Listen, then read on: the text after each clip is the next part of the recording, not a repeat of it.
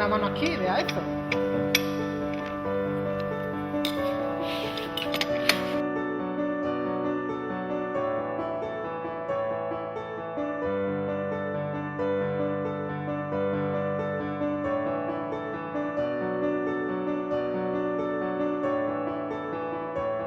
¿Y qué? ¿La boda cuándo es? El sábado, mediodía.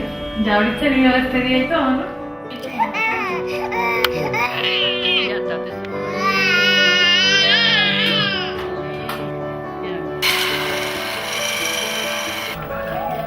Yo voy a comer mi día.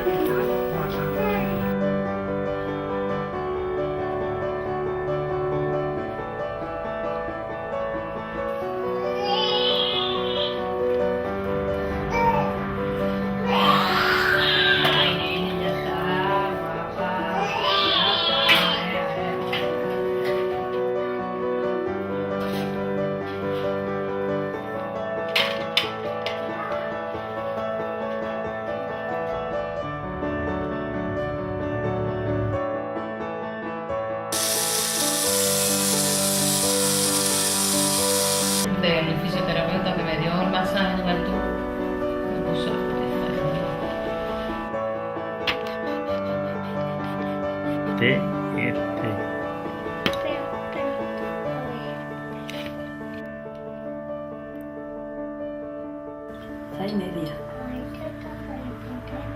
Seis y media.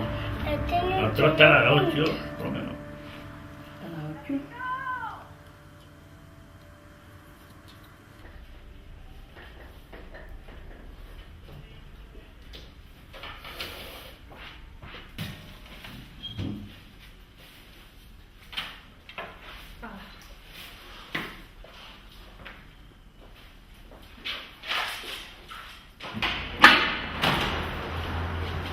Vámonos, Johnny. Vente, ¿no? ¿Qué pasa, que te quedas?